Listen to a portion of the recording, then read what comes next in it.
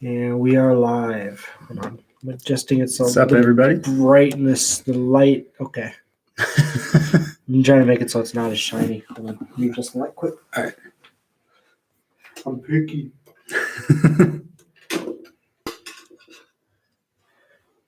That's better. We have one person watching already. No. All right. Hello, welcome to the Nerdkave podcast. We'll be right with you. Yes. Where in the heck is the...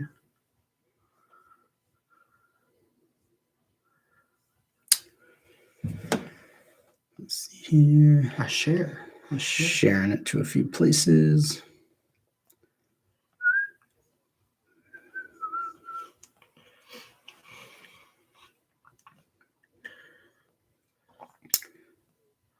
Make sure it sends to Billy. Boom.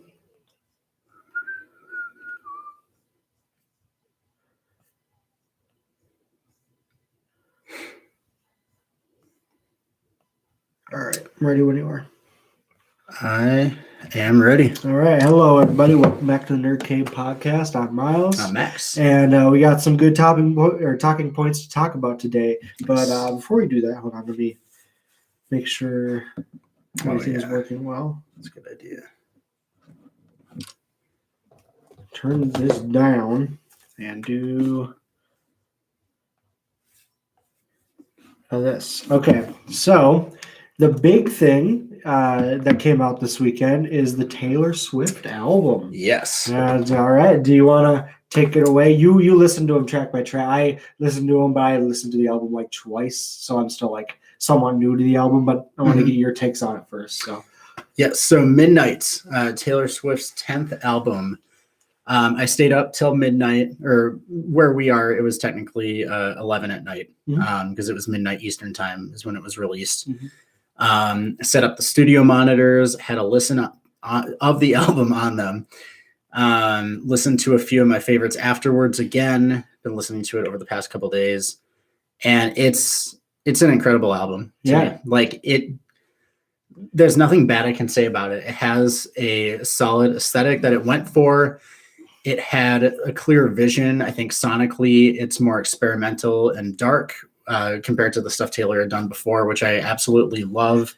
The lyricism on it, it made me think of like the lyricism that like Matt Skiba of Alkaline Trio would write. Like it had that kind of like darker depth to it. And I always love that stuff when artists do it. So that was great in my opinion. And then the 3 a.m. tracks, the other 7 that she released, those are all incredibly solid as well. I understand why they weren't on the album, just because of, I think the tone overall of the album had a different style to it, whereas these tracks were a little bit more pop driven, but I still think they're great songs, and it's great. Yeah, my first like listen to, I really should have done like a reaction video of it, but I was like because I listened to the album, I was like, well, I can't react to it now because I listened to it already.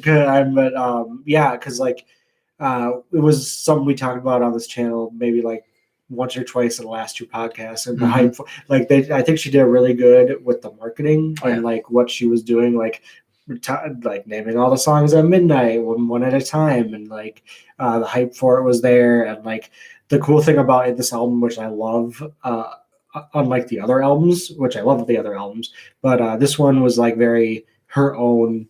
She didn't have to like release a single beforehand. It was just like she released it, and it was like, there was no like single leading up to it. It was just kind of like she did it because it was an experience. Yeah, which I like having the experience around the album.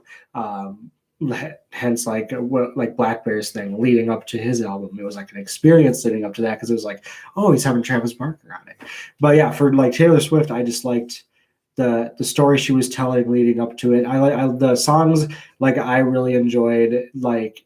I liked a lot of the slower songs she did in this album. I have to remember the names offhand. I don't remember, but Antihero, the single. Yeah. One but of my favorites. Yeah, like I like the tone she went with in this album. It felt very just like different, but also like it was something I think she's been wanting to do for a long time. It's like and like those I haven't listened to the 3 a.m. tracks yet. How many? 7 of them? 7. Seven. Yep. Okay. And then there's the Target exclusive track. Whoa. I forget the name. I forget the name of it, but it's only on the CD. Hmm. And I got the CD, but I don't have a CD player, Oh. so I need to figure that out. Your car. My car No? CD player doesn't work. It doesn't work. Yeah, because I went to Target today and I saw the whole display of it, and I was like, oh yeah, shit. They had the vinyl there and stuff, and like I probably have to go and have to.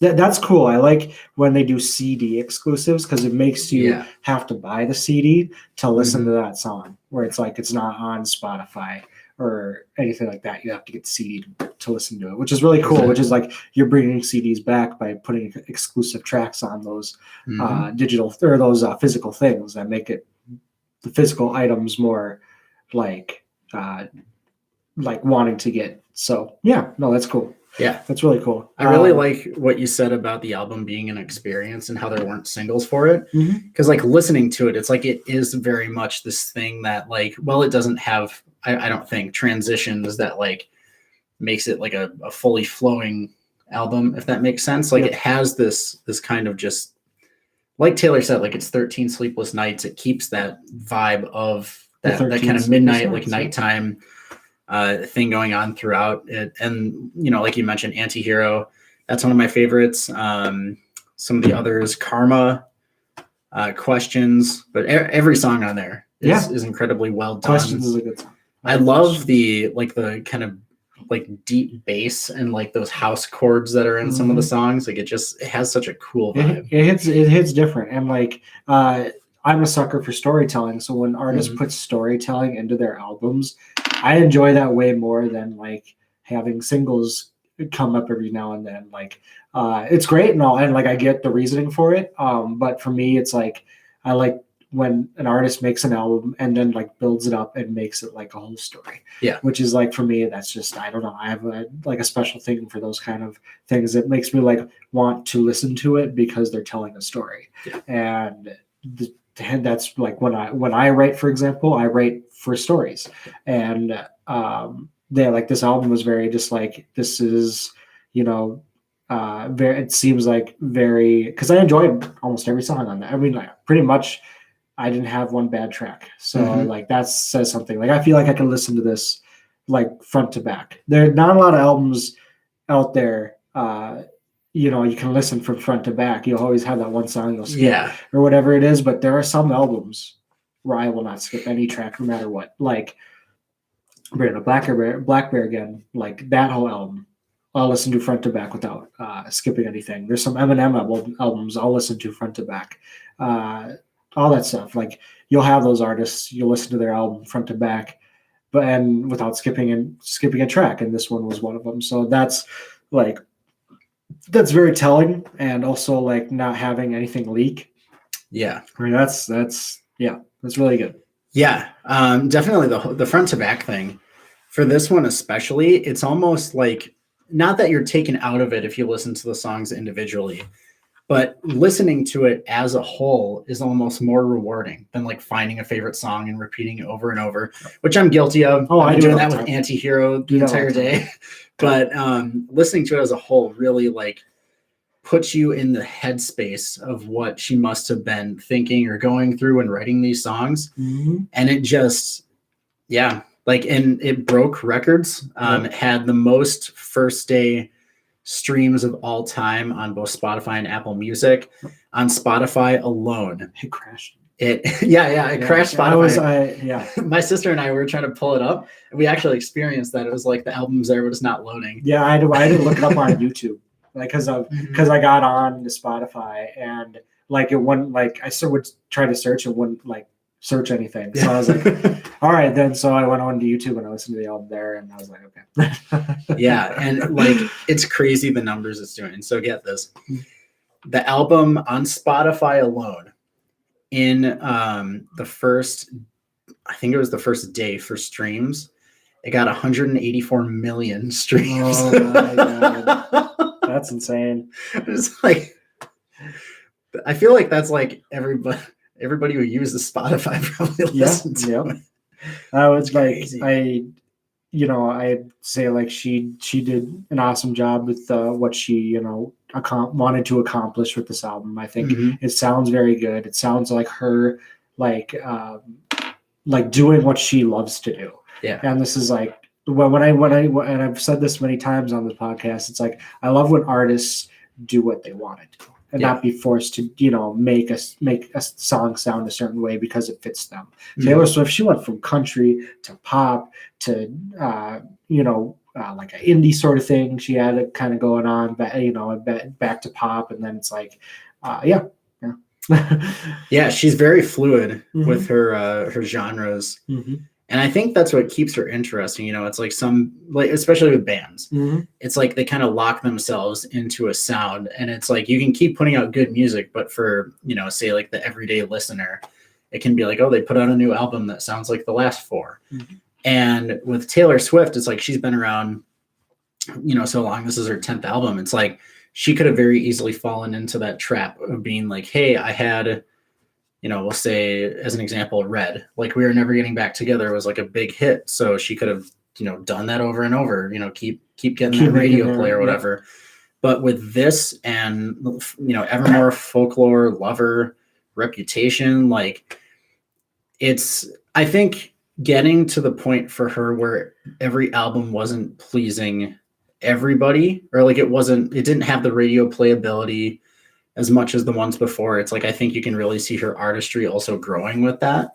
And, at this point, it's like even the songs that wouldn't typically, for what's popular right now, be considered like to have high radio playability, because of how popular they are and how popular she is, they're getting that. So I think that's also a cool way it's transcending the kind of like the stereotypes of music today. Yeah. And like, and the other thing is that she's like, everyone wants to know what Taylor Swift is going to I think make next, right?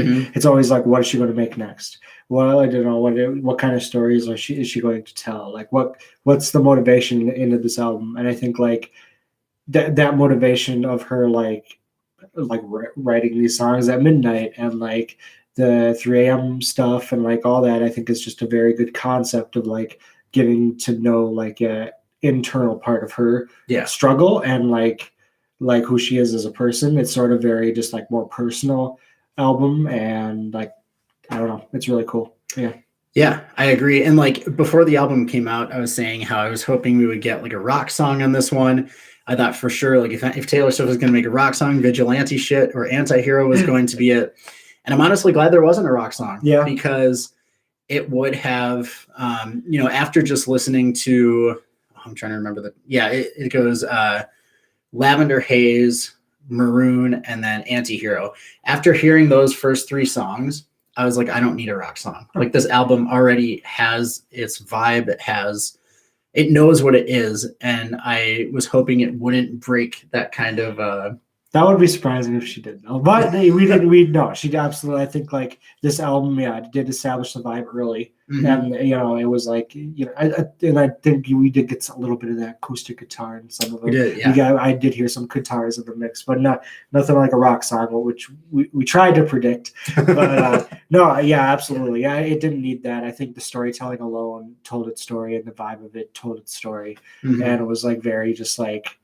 Very personal, and like you know, when artists make things that are personal and more like, what is it? You can see yourself, sort of. You can see yourself in that person's shoes. Relatable. If you see it as relatable, I think a lot of people just like hold on to that song a lot more because it means so much to them, because they've either been in that certain situation, or it's like something in their life has been similar. So I love personal stuff. I love storytelling, and I think she did an amazing job. So props to Taylor Swift for that. Yes. I can't wait to see like what she does next, and like where she goes. Like the hype for this one is still here, obviously, and like more power to her. So Yeah, I agree. And that's the thing about her is like what she's been doing the past couple of years. And yes, she hasn't really done a tour. So if she does a tour for this album, which I think she might, then I think it would be, probably 3 to 4 years before we get a next like full release from her. But if she doesn't do like a full blown out tour, or she does, less shows, then the way she's been doing stuff, it's almost been like an album a year. So we won't have to wait too long. Hopefully, fingers crossed. And our next project, whatever it is, like hope, like I said, hope for the best, and we'll always love to see what she does next. So anyway, moving on, we're going from the Taylor Swift to the Ezra Miller. So do we want to talk about Ezra Miller? We got some stories to tell about good old Ezra. So Mr. Ezra Miller, after apologizing and doing reshoots for the Flash movie, it is now being said with his Virginia court case, I believe is the one, which seems to be the most troublesome of the topics included of the many stories. He could be facing up to 26 years in prison. Yeah. Which, like, I mean, more power to him. Like, you get what's coming to you. That's about all I can. They'll make a movie called Ezra Miller Escape from Prison. Oh, there's going to be like down the road, Netflix is going to do what they've been doing for like Dahmer and all them. They're gonna have like Ezra. The making of Ezra Miller or something. No, but in all seriousness, like I'm glad there's finally something with all of this, where he could be held accountable for his actions.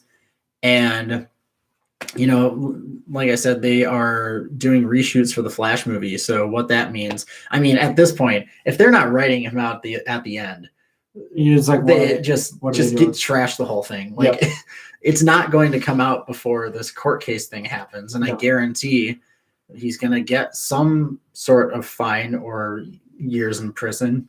So it's like, you would think like the studio would have held off until they figured out this court case, because they probably knew about it. And like for him to be charged with what he's charged with, it's like, why you're doing reshoots, so you're saying that this movie is going to come out. Why would you be doing reshoots if that wasn't the case? And then for this to happen, it's like he has to be held accountable for what he's done. And like, as much as we joke on this podcast about him, it's like, if you're like a shitty human being, it's like you have to face, what you've done. And what the court says goes. And like, if you've done shitty things, you have to own up to that. So like I said, like with the sentencing and all that kind of stuff, like he could be facing 26. Who knows what he'll get? But pretty much, if he gets charged with everything, he's done. In Hollywood, he's done. Like his whole career is over. So this Flash movie or whatever it is, like if it comes out or not, I'm just very confused of like why would they keep putting news out for it and then having this like bad stuff like still circulate in the news. It's like, I don't know, but like we'll see what happens. Obviously, I'm guessing if they've done the reshoots, I don't know if they're done or not.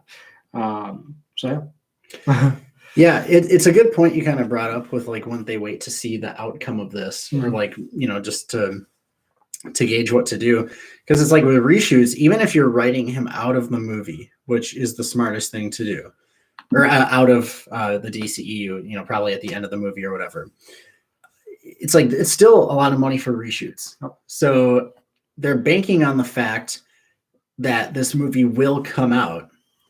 And it's like, we kind of touched on it in previous podcasts where it's like, is this really something that you want to put out? And it's like, of course, there's other people involved, so you want their work to be shown as well. And we've talked about like the possibility of them putting a disclaimer to make it known that they don't agree with his actions or whatever. But it's like, it would be the weirdest rollout for a movie, because you would not be able to do any press tours with your star.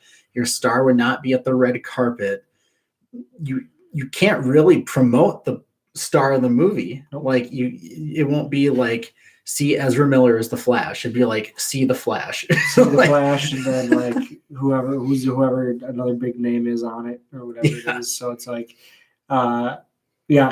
for press tours or anything like that, it would just kind of like quietly come out. It would just be like Flash or like the release date of the movie or whatever. I don't think they would do too much promotion. You'll probably get a commercial or something like that, but you won't see you won't see Ezra Miller up on stage anywhere. You won't see him on like Jimmy Fallon Tonight or whatever it is. You won't see any of that stuff. I think if this movie decides to come out, I think you'll see kind of the studio just quietly remove themselves from it. Yeah. But I don't know. Yeah, I don't know what they did. What they decide to do is what they decide to do. And like I said, whatever Ezra Miller has to face is that's what he has to face. Yeah. And we'll see what the future holds with all that. Obviously, if we have more news, we'll update you guys. So yeah. So Ezra Miller, his story continues, and the news and stuff. Like I said, every week it just seems like the situation just gets more and more just like worse for him. So it's like Yep. So that's Ezra Miller. That is Ezra Miller. So moving on from Ezra Miller, we're going to talk about another superhero called the Superman, and the end credit scene from Black Adam. Yes. So spoilers. Yes. Should have made that disclaimer before I said all that. But spoilers for the for Black Adam. Mm-hmm. Yep. So take it away. So Black Adam came out, and I'm guilty of not having seen the movie, but like we do, we watch things online, and something popped up where I was like, at first I wasn't sure if it was real or not, because like I don't stay as much with DC news unless it's like a Batman related thing. So I watched it, and it is as I later found out, like it kind of was filmed and put up. The movie's out, so it's not a leak. Mm-hmm. But it is the end credit scene for Black Adam. The Rock, Black Adam, is just kind of standing there. No idea where he is. It looks like a cave maybe. And Henry Cavill Superman comes down, and he's like, Black Adam, we should talk, or something like that. And so this is like big because Henry Cavill hasn't been in anything DC as himself or as Superman since I believe 2016 when Batman versus Superman came out. Like they would show Superman, they would mention Superman, but it would always be like a little like chest emblem, headless person walking around. So they actually brought him back, which shows that they want to continue with him in the DCEU. And this is really weird to me because he was in Justice League. What am I talking about? Justice League was the last thing he was in. And so Justice League, that didn't do well. Like, I don't think the studio even made their money back with that movie. And it was said, I believe earlier today, that he was actually fired from the role as Superman after that happened.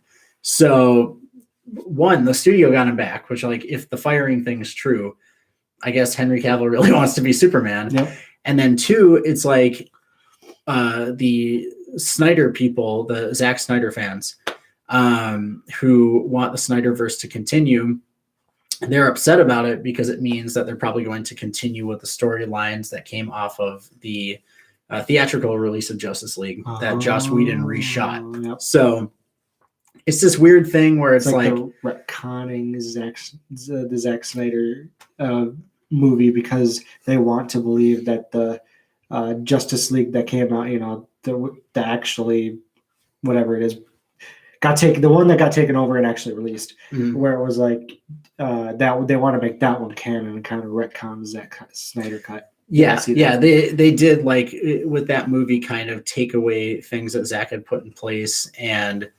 really it is what it is. The Joss Whedon version, or Zack Snyder and Joss Whedon whatever, that version came out and it wasn't received well. So that's the other thing I'm wondering about. It's like, okay, you got Superman back, But is this the Superman that like Zack Snyder kind of created with Henry Cavill, where it's this more not dark, but kind of I don't know, stoic maybe is the word. Like he's not the kind of like old Superman movies where he's this kind of like brighter, happy person. He's more reserved and he's more Gritty. Yeah, it is. Yeah, definitely more gritty in his movie. Or is this going to be the Superman that made a few jokes and had the mustache edited off of him with that terrible deepfake technology? So it's like everybody's wondering what version is this going to be? Are they going to find a way to retcon the theatrical release of Justice League and bring Snyder's ideas back in? There's a lot of questions going on with this right now, and I don't know what they're going to do. You're either really happy about this or you're really pissed off about it. Exactly. I know that Black Adam was very hyped because of The Rock, and like it was like The Rock's first superhero role where it was like he's like in this. It's funny, right? Because it's like he's in the DC universe, but John Cena is also in the DC universe. Just all the wrestlers are going to be brought in. There'll be John Cena versus Black Adam. Yeah. Peacemaker versus Black Adam. Yeah. Then we'll get another wrestler in to come in and be like Bane. Oh my goodness. There's so much they could do. I just thought about that. I was like, dude, they're in the same series. They're gonna meet up eventually someday. They might. The WWE EU. Yeah. After you're done with WWE, you just become superheroes. Yeah.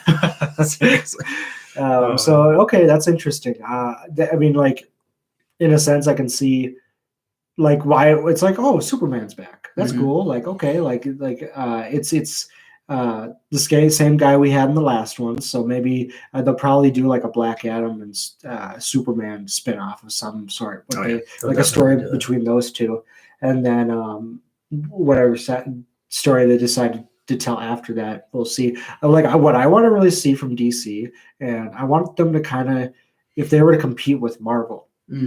I want them to kind of compete with Marvel, where it's like they have like almost like an Endgame style movie with all the superheroes, and like some of them die, and like I want to see like something like that. It's not rushed. Yeah, that's not rushed. Yeah, that was the issue with what they were doing with Zack Snyder, and in my opinion, like the one thing that really rubbed me the wrong way was Zack Snyder's work. Like I like his visions, his everything except his idea to include like little cameo things of all the Justice League and Batman versus Superman. I don't like the speed at which they did this, because it went Man of Steel, Batman versus Superman, Wonder Woman was in there somewhere too.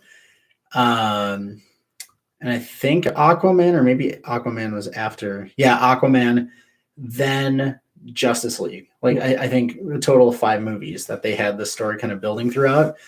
And it's like it wasn't like these movies were made for all the characters individually and then they were brought together like what with Marvel did with the Avengers. It was this thing where it was like, okay, you have a Superman movie, now you have a Superman and a Batman movie where these other characters are mentioned. Then you have the Wonder Woman movie. Yep.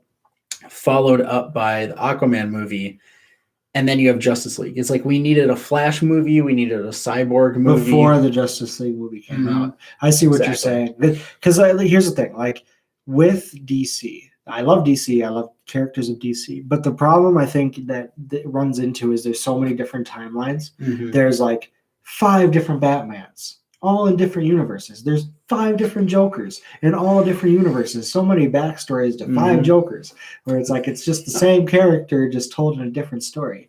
I think the problem comes from, and like people can roast me if they want, like I don't care. But like I think the problem comes from is that nothing is consistent in the storytelling, where it's like you're not taking the same Joker story into these other movies. It's just kind of like the Joker for the Walking Phoenix one. Like that one is my favorite Joker. And the Batman that just came out, The Batman. that is like, besides Dark Knight, that is my favorite Batman. Same. Like where it's like I think what they need to do is just establish one universe for now and have like these set characters, sort of like Marvel, where it's like they have one actor playing one Joker, one actor playing a Batman, one actor playing Superman, and it just make like a series, a couple movies, have an end game where it's like you know an idea of what you want the end to be, and have that as a story. I think like a lot of it falls apart because of how stories are told, because you could have 5 different Joker backgrounds, 5 different Batman backgrounds, 5 different Superman backgrounds, and like the movies are great. Like Batman versus Superman, it's all they're good concepts, but when you don't have like actors switch and like stories change a lot, it's a lot of confusion, I think, to a lot of people. I could be wrong, but that's how I look at DC in that way. Yeah. And I think you're absolutely right. Like so here's the funny thing. I don't know if you know about this, but actually when Zack Snyder started doing stuff, it was all supposed to be this connected thing. So like with the Batman movie, Ben Affleck wrote, and he was going to direct and star in the Batman. So that's where the Batman started. Then Ben Affleck decided he didn't want to direct it, so they brought in Matt Reeves, the director of the Batman that came out, to direct it. And then everything with that project just kind of dissolved, and Matt Reeves ended up doing his own, story and all that, because Ben Affleck, it didn't really seem like he was wanting to do Batman anymore either. So they started this new universe. And I personally think the standalone universes work better. What I would do if I was DC, because they can't commit. That's the problem. It's like they had, the movies that we talked about earlier, plus the Suicide Squad. And these were all things that were connected at that point. And then, like, they all did pretty bad. Like, they didn't make as much money as they thought it would. I think Suicide Squad. The first Suicide Squad. The first one, yes. That one actually did pretty well at the box office. It had, I think, like the score was like one of the top albums of that year. They made like $800 million at the box office. So it clearly, it also like it favored the younger audience too, which like a lot of people were upset about. But again, it's the movie that made the most. Exactly. And like because of backlash with that, and just things in general, Justice League, I think, was the real killer of everything. They can't commit to standing with a vision. So then it's like, oh yeah, we'll greenlight the Batman, we'll greenlight, and Joker, I think, was a little bit of a different situation because it was like, it's a completely standalone Elseworld kind of thing. And like, they're probably going to, I don't know, have some other kind of universe that pops up too. And I know there was talk, it was like DC Black Label, I think is the name it was going by for these movies. Okay. But it doesn't really seem like they advertise that either. It's just kind of like, oh, we're putting out this movie. Like you said, you have this Batman and this Batman, and like, okay, you have Ben Affleck's Batman. Yep. You have Robert Pattinson's Batman. Yep. You have the Batman in Titans. You have like brief kind of like mentions or shadows or whatever of the Batman in Batwoman that was canceled. You have the Gotham Knights show that was going to happen where this other Batman was going to die. And then you have, I know I'm missing one. Oh, Michael Keaton's Batman was coming back. It's like, how many do you need? Yep. Like, I'm a Batman fan and I'll watch what you give me. But it's like, if you're trying to show us how all these things are going to be integrated and connected, it's like, stop worrying about keeping up with Marvel. Don't get into the multiverse yet, which is what the Flash movie is going to be. It's going to be their multiverse of madness. And it's like, it's cool to see these different versions of the characters they have there. But I still don't care about the versions that you have as the main cast. Yep. Like Ben Affleck's Batman, I think he's fine. I don't really know anything about him as his take on Batman. And I just feel the same way with like Cyborg in Zack Snyder's Justice League. Cyborg had an incredible storyline, but in the theatrical release, which is part of, like the timeline that they're doing now for the cinematic stuff, he was like nothing. So it's like they're not willing to commit. They're not willing to take the time to build characters up. They just kind of keep sticking with the characters who also make them the most money, like Batman, like Joker. And they keep, putting those out to keep things afloat. And then they kind of fumble with everything in their main timeline, or their big timeline, I should say. Absolutely. And I think, I like I like how they created the characters. I think one group that's really idolized a lot is the Teen Titans. Oh yeah, the Teen Titans, as their their comic form, also their the Teen Titans anime show that was out back in the early 2000s on Cartoon Trouble. Yeah, I think they make characters very well, as in they see a vision in a character. Awesome. It's just they're not consistent on who's playing that character. Yeah. And it's sort of you want to, let's say Wonder Woman, for example, right? Gail, I forgot her last name. Gal Gadot. Yeah, Gal Gadot. Alex, amazing pick. She's also a celebrity crush of mine. But amazing pick. So. And that's Wonder Woman to me. That's someone, if I think of Wonder Woman, I think of her. Yeah. If I think of Batman, I think of Robert Pattinson. Think of Joker, I think of Joaquin Phoenix. It's that's who I think of when I think of those people. Yeah. But then you switch it up, we're going to take out Joaquin Phoenix. We're going to give you who's the singer of? Oh, Jared Leto. We're going to give you Jared Leto. And now you have Barry Kogan's Joker and the Batman. It's Joaquin Phoenix was the response to Jared Leto's Joker getting a bad reception. Yep. And Barry Conan's Joker is a response to the Joker movie doing really well. It's they always add or subtract. Yep. But they add and they keep adding to try and fix the things that they should have subtracted. They look at numbers and they see this didn't do well. And again, it's not necessarily the actor's fault. It could be the script writer's fault, because the actors are given direction by the director and they're given the script by whoever wrote the script. So I don't like to blame actors totally on things, because they're just going by, because you'll get the Anakin Skywalker thing that happened where everybody hated the prequels because of how Anakin was portrayed, but it wasn't Anakin's fault. It was George Lucas's fault, because it was his vision. And the speaking and all that. Yeah. Where it's I hate sand. It's that's not Hayden Christensen's fault. Yeah. That's why Hayden Christensen is still beloved in the franchise, because people embraced that. Same even with the sequels and stuff. Anyway, we're going on a side tangent. Star Wars are together. We don't need to. Which we will have an episode for, a Star Wars episode that just goes into it. Yeah, but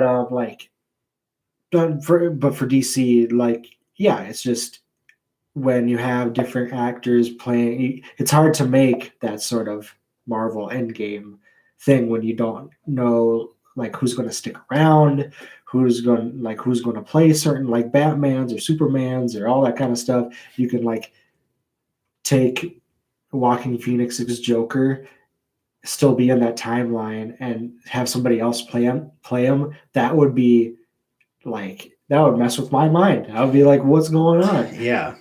So and it also undercuts the actors who are currently in the role. It's Jared Leto was doing his thing. It was a Joker. For me, a lot of people, it wasn't our favorite Joker just because of the version it was. It's not Jared Leto's fault. Jared Leto, acts. He shows up to do the job. He's an actor. They had a specific world, that kind of gangster neon feel to the Suicide Squad.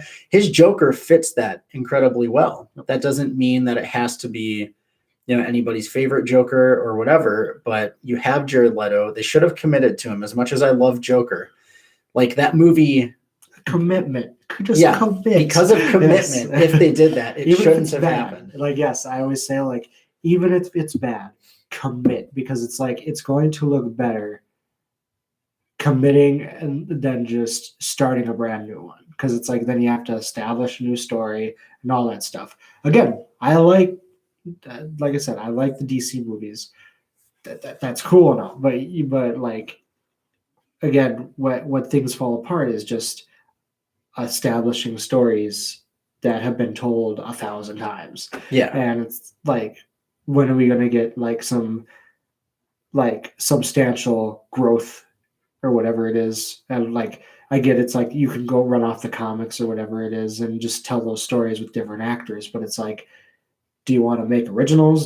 How do you want to do this? Yeah. It's like, so I would think Warner Brothers, right? They do DC. Mhm. Yeah. Yes. I would think like Warner Brothers. Warner Discovery now. Warner Discovery. But like I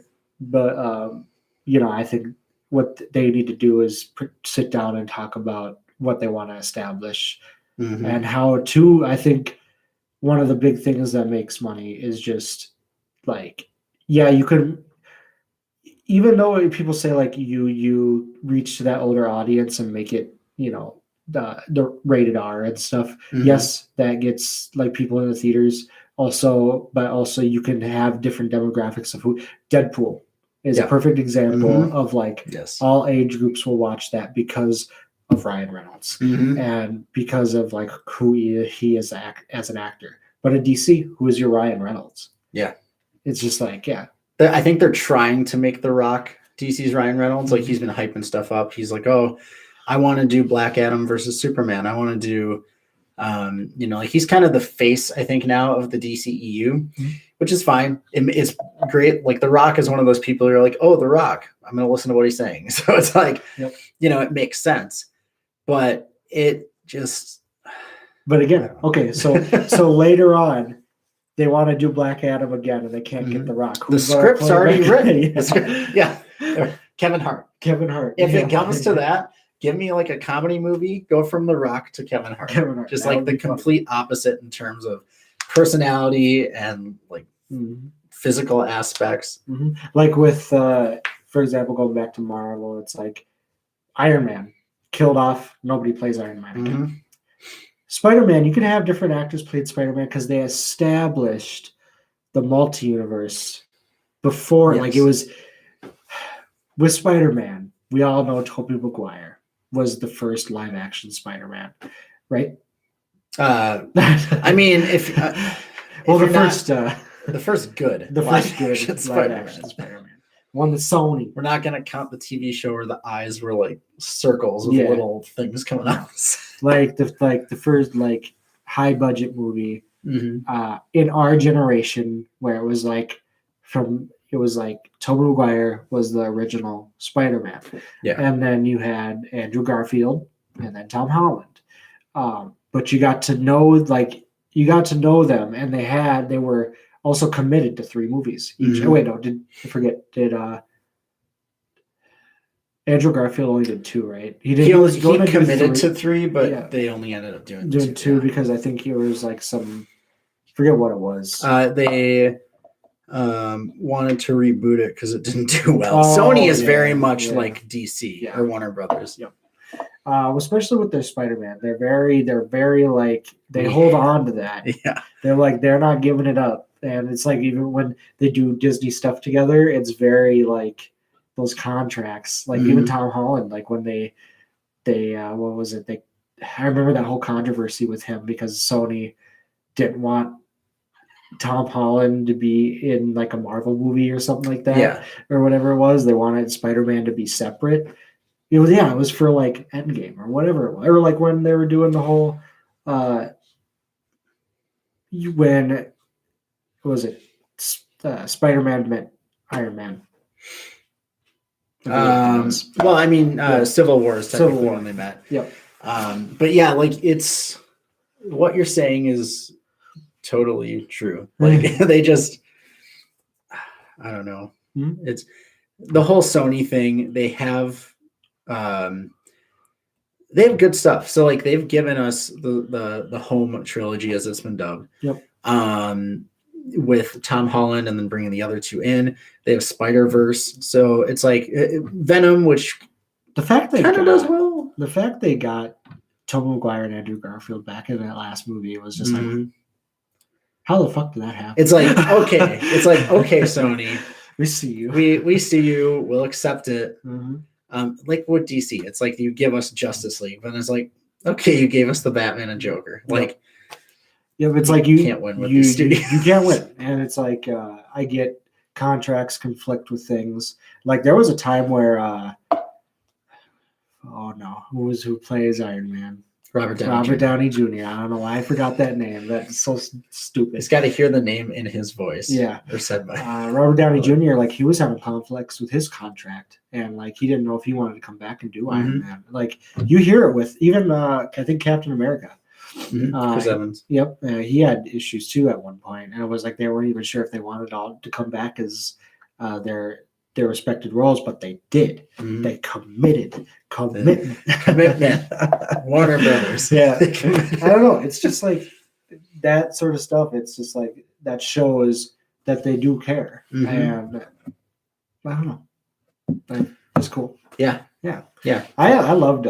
Just a side tangent. I loved Ant-Man and Wasp. Yeah, that was so a good. movie. That was really good. That movie. Luis. Yeah. Luis he's one of my top because like with my favorite Marvel characters, it's not necessarily like which hero's the coolest, like or what powers they have. Like Phil Coulson's my top favorite Marvel character. In that top 5, Luis also exists. Yeah. His little like, oh, when I met Scotty, he was in a really bad place. Yeah. His tangents, his minute-long tangents. The crazy part was at the end of that movie when everyone turned to dust, he was stuck in that realm, and he was like, "Guys, where'd you go?" I was like, "Oh no, they're all dead." Can we please get Luis an Ant-Man suit? Oh, can you imagine that? That would be funny. Please, Ant-Man Quantumania, give it to us. I just think everything leading up to what the hell is it? Endgame? Which movie was it with the Thanos snap? Was that Endgame? He snaps in Infinity War, but like the result of that is Endgame. Yeah. So like Infinity War, that's like everything led up to that moment in Infinity War, and you see the cool thing was they tied movies and all their content into it was like Ant-Man and Wasp will turn in Infinity War in Endgame. It was like those little things that after the credits where it's like they will return. And it's like, okay, all right, I see you. That made you want to watch Endgame. And it was like how they established Thanos and how they established like that whole story arc. Because I don't know if this is a shock, but like I really started watching Marvel when Guardians of the Galaxy came out. And like I started watching a lot more. I started rewatching a lot of the older stuff. I saw Thor: The Reckoning. Like that was an amazing movie. It was just like that kind of started my love of watching Marvel stuff again. And like then that led me into the Infinity War Endgame. And then after that, I really had to like. It's like you get franchise fatigue after things end, and then something new starts, and you're like, "Do I want to get back into this or not?" It was just like a question, and it's like same with Star Wars right now. I've been wanting to watch the Andor series and finish it out, but I haven't. I don't know what it is. I just like not lost interest, but more just like I'm waiting for the series to wrap up so I can binge watch it all. Yeah. I completely forgot that show existed. It just it's just like I still care about it. It's like I still care about it, but I've been having the same issue where it's like I totally forget. And it's like I have followed this YouTuber that his name is Star Wars Theory, and he does like watch live watch parties and stuff with the audience. I see that it's a new episode. I just like. For some reason, my brain's just like, oh, no, you do something else. Yeah. Or whatever it is. I don't know if like anybody else has had that lately with things, but like I certainly have. I've been like creating a lot more rather than watching. If I'm watching things, it's a lot of YouTube. And it's like, but I want to get back into watching like stuff again. Even because after Miss Marvel, I still kind of went back and like stopped watching some of the Marvel stuff even.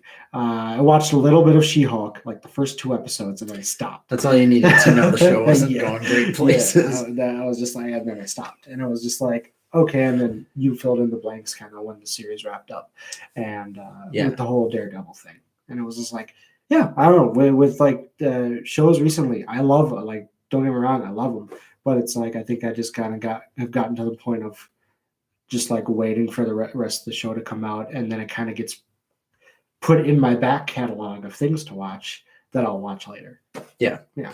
And I think like you were talking about earlier with franchise fatigue, it's like with these universes, it's almost like universe fatigue. I think with a lot of people, it's like, it was a cool idea that Marvel would put out, 10 projects a year or whatever.